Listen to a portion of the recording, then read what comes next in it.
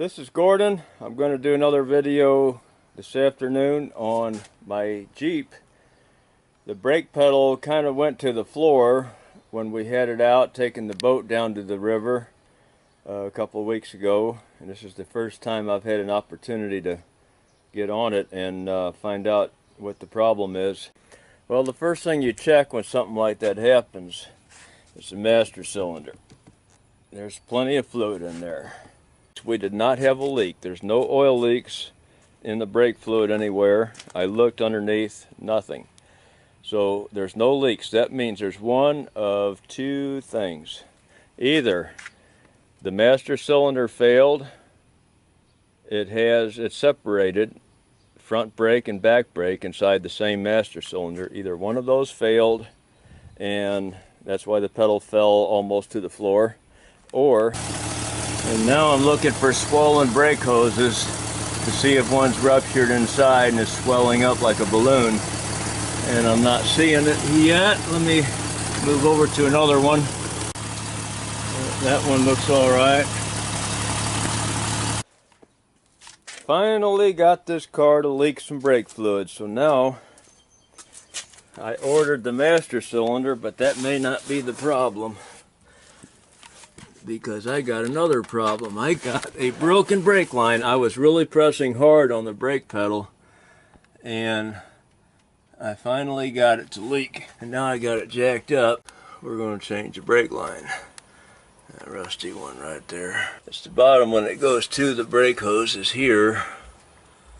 See if I can get a close up on that. There it is. That bottom fitting right there. Where are we? Right there. And I get that one off, and it works its way up towards the front.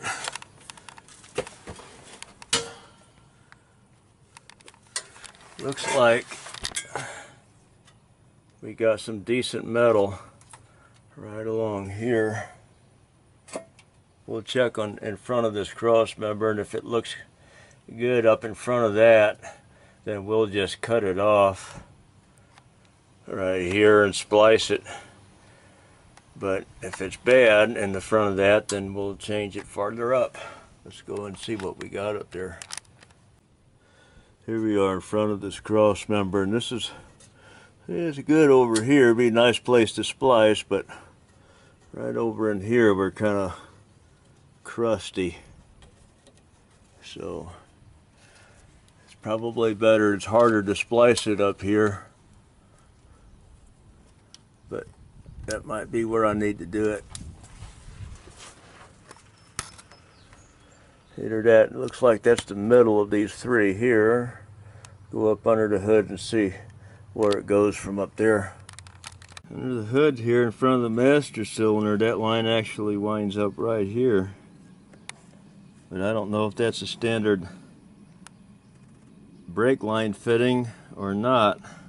So I'm probably going to splice it farther back anyway. It's just easier, because that way I can cut it to length. I have to buy lengths pre-formed to whatever length they sell them in. Then I have to cut them off either that, or I have to fold the extra out of the way. And so I usually like just cutting them off and then splicing a brass coupler in. What I usually do. I just took a dowel caliper to measure this line, the thickness of it. It's hard to do this holding the camera in one hand and dowel caliper with the other. I already measured it. I already know what I got, but I'm trying to show how to do that. So I got the thickness of that line, and I know that I'll come outside to read it.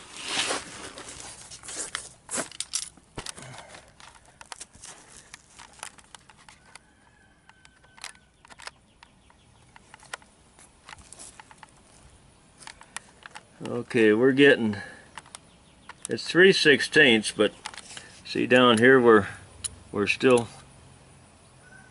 on the 1, almost to the 2. So it'll be at the 2 when it comes up here to the 0. So we're at 1.8 1.5, and 3/16 would be 1.875, so allow for a little bit of rust. So yeah, 3/16 is what size that's going to be. So now back under here again where it starts, up here in the back by this rubber brake hose that goes to the back brakes. I've got to measure the length of that thing all the way up to where I'm going to cut it at. There's no possible way to do that with the camera in my hand. I'm just saying what I'm going to do. I'm going to take a tape measure and just measure in sections and then add those sections up. I think we can see it now. I've got a little light on it.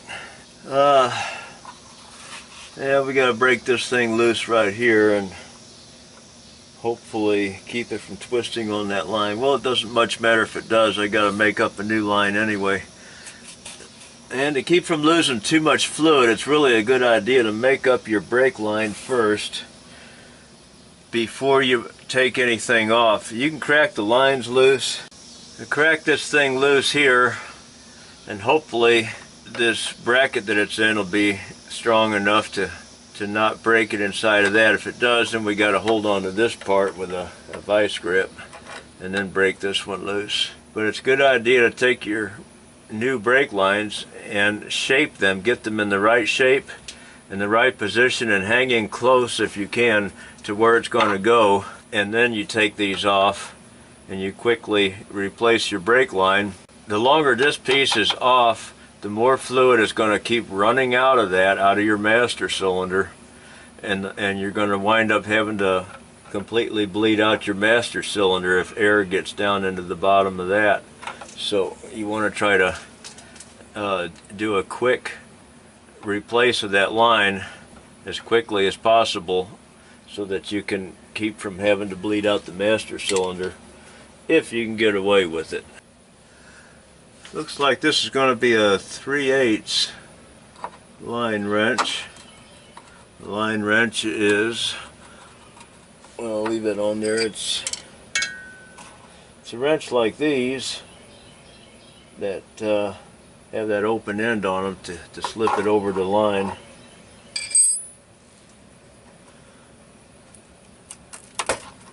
Ah, looky there, it cracked loose.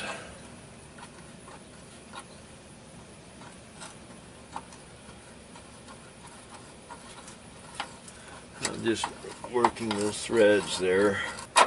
Okay, we got that one loose, that's good, but I don't get to show you any tricks when it's giving you a hard time. But that's okay with me. We'll do that on another video when one's giving me a bad way to go. I gotta get all of these off all the way down the line. Getting the line loose all the way down. It was down there where we first cracked it loose. Now we're popping it out of these retaining clips all the way down up here to the, working my way up to the front, and then up there by the master cylinder. It's actually bad all the way up there. Turns out to be this line right here, and it goes right over and down where I can't get my hands to unclip it out of the clip that's on the frame. So we'll just leave part of it in there, and I'll probably take it off. I'll take it off right here, unclip this one, and I haven't decided yet, but I might just cut it off here and put a coupler on. They told me at the auto parts store that they've outlawed using those brass couplers, but I don't care because they work. If you put them on right, they don't come off. Some people may have lost them because they didn't put them on right, but they don't come off if you put them on right. I'll probably go ahead and do that to show how to put them on right. So if you want to use one, then you can be sure that it's not going to come off. I'm going to bend this new brake line to fit, to match what these are down here. And I wish I could do it on video, but there's no possible way to get a tripod up here where I'm at because I got the car 2 feet off the ground so I could work underneath it, and I can't afford to buy a GoPro camera to wear on my head, so I'll just have to do it in stages and take pictures as I go of what I'm doing. And so what I'm going to do first is make my first couple of bends. I'm going to wrap a rag around this and grab it with the pliers and bend it.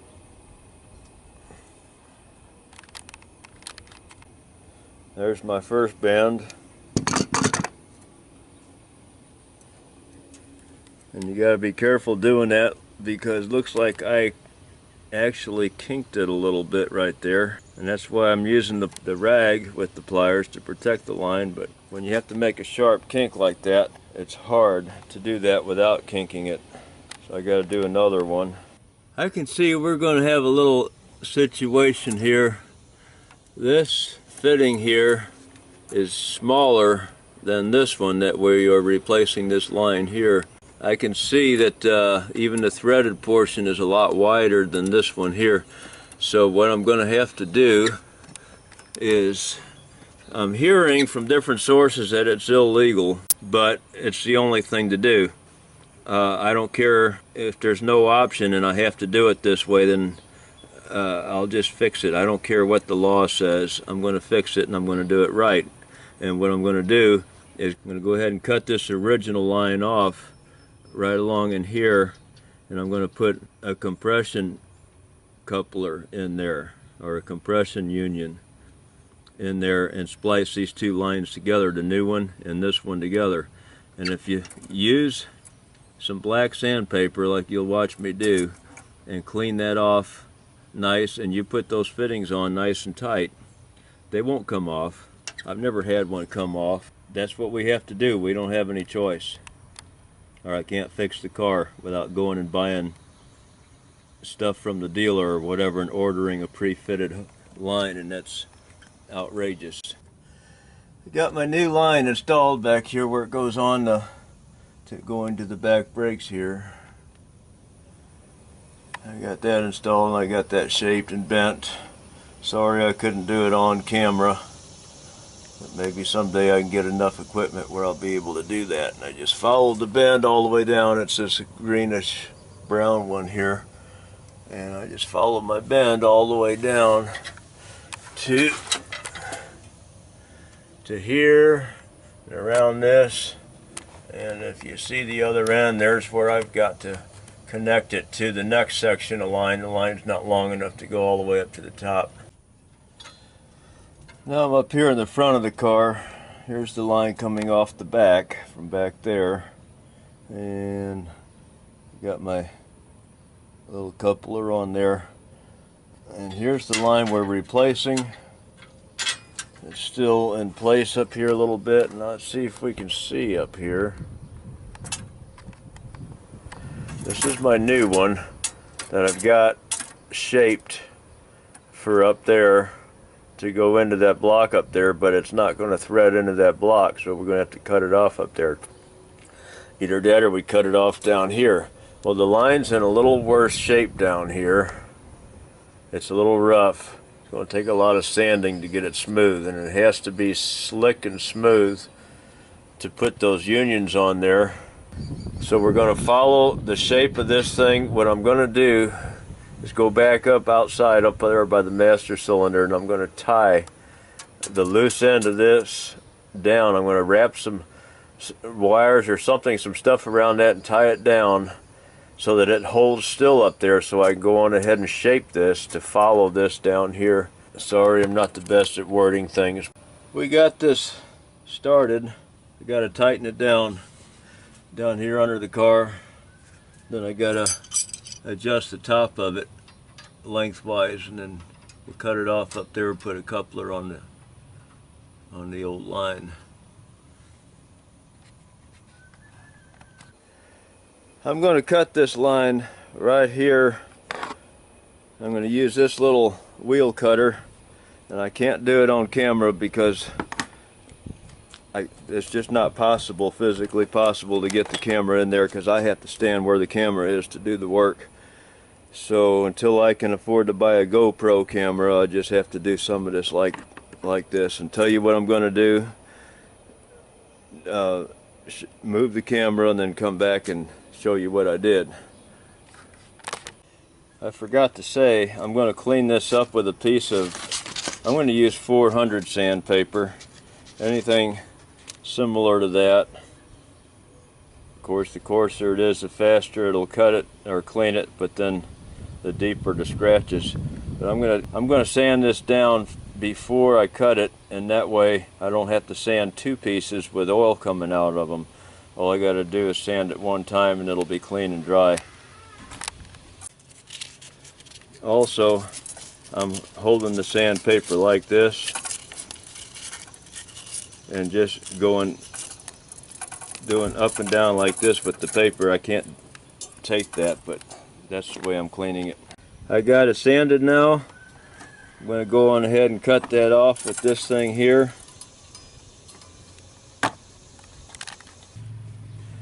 Got that cut off. Now I can drop this original one, get that out of the way, and bend this new one to the position it needs to be in to attach it here.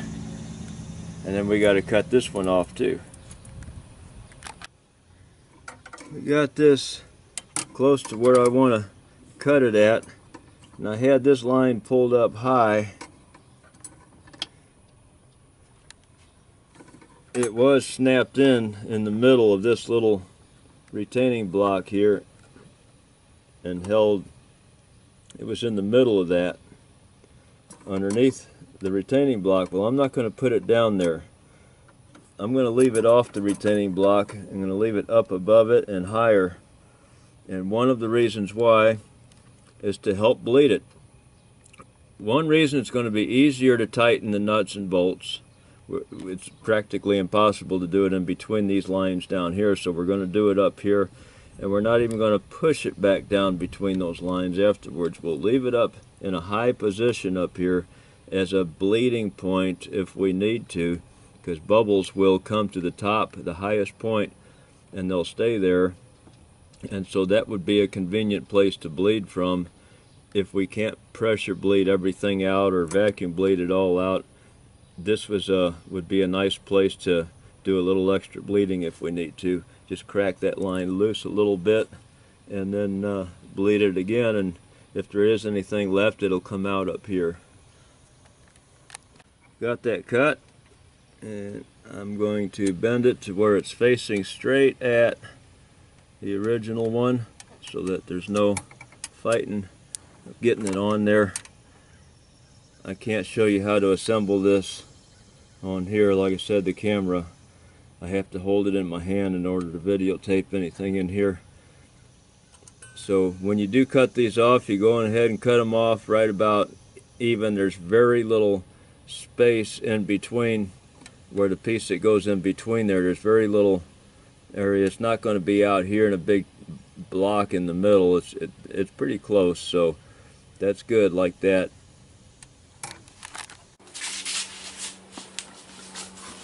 I'm going to go on and show, it's pretty self-explanatory, but just in case you don't know what these unions look like, make sure you buy one that's got all the parts to it. I'm going to have this part in the middle. First, you got to put one of these caps on it, like that.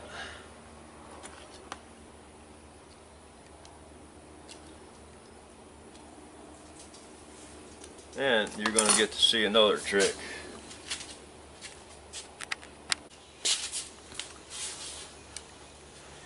If they won't go on there, might be because you were squeezing the cutting wheel too tight.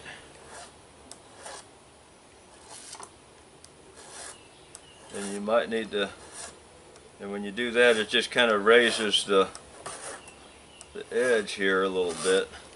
So just carefully take a little file and trim that off lightly, and that'll go on there. Then you got to put one of these little ferrules on there.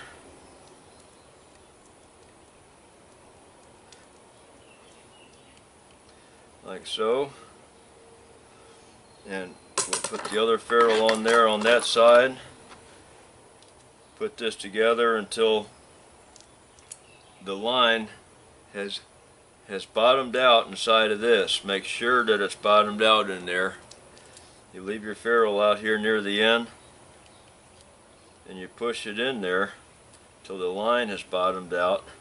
Then you pull it back off and you see it pushed your ferrule back up, so you know that you're in there good. And then you go ahead, slide this down, thread it on tight, and you do the same thing on this side, putting that side on. These go on the car, they don't go on this piece of line here. So I'm taking them back off. I'm not assembling them all the way. I'm just a little demonstration in case somebody's not sure how to put these on. And then when you tighten them up, you're going to keep one wrench on this part the whole time, and then you're going to tighten evenly, one side at a time. You snug one side down, you go to the other side, snug that one down, then you snug this one down, and then you can take two wrenches, one on each of these, and just tighten both of those together evenly. But be sure you snug it down good on this one first, otherwise you'll be trying to twist it. We got it on there nice and tight. Kind of scared to say this, if you put it on too tight you're going to crush these lines too much. If you don't put it on tight enough, you run a risk of it popping off, so do it at your own discretion. It's got to be tight so it doesn't pop off, but you overdo it, it's not good either, because they are small.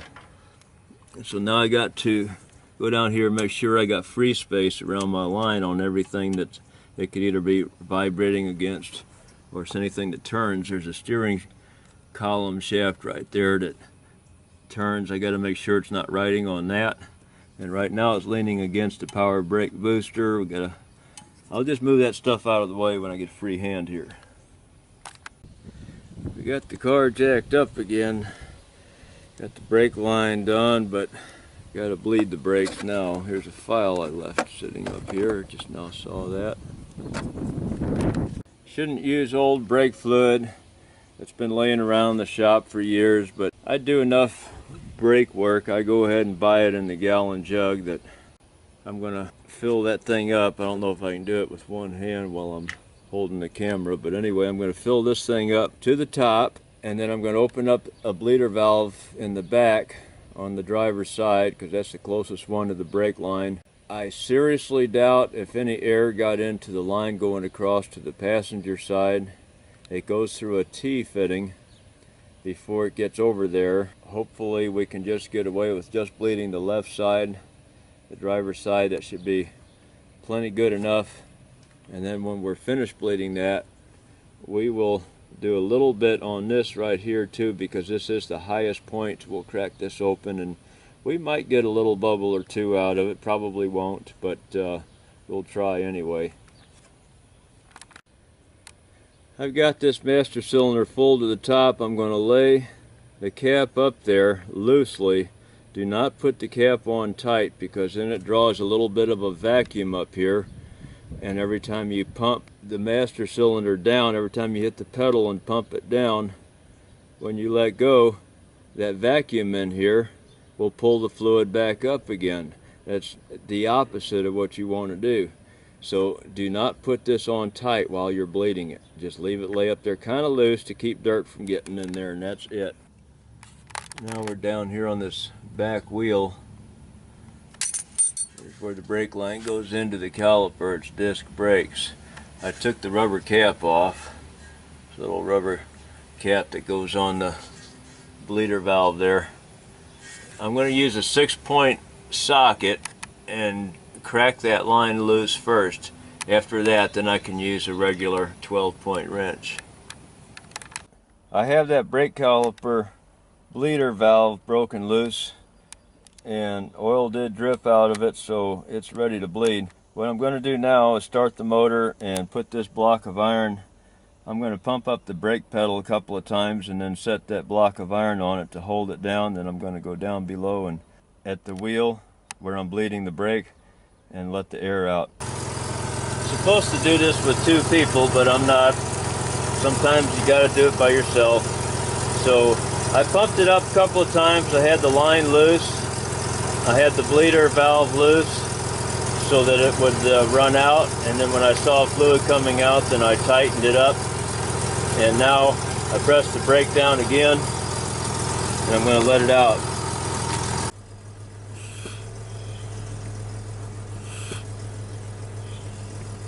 I hold it down a little bit, let the master cylinder fill the line. Now we put it on like that one time. Come down here and break it loose.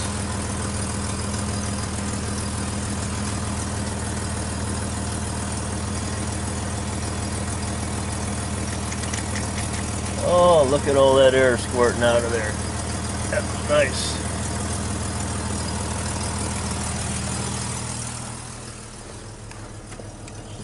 Back up here.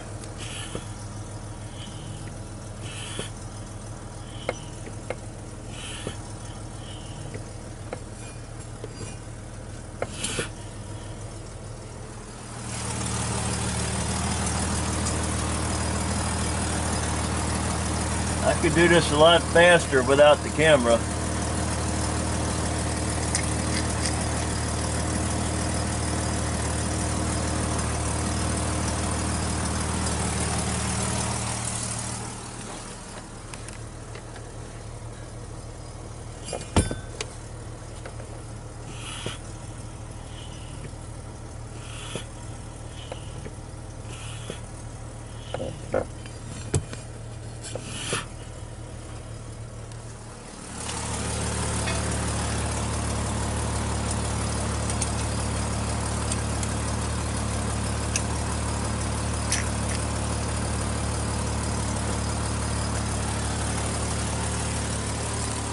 I'm going to keep repeating that a few times. We'll get back on the camera in a minute. I only did it one more time and then my pedal came up. So we got a nice hard firm pedal now. Last time I got a nice solid stream of fluid.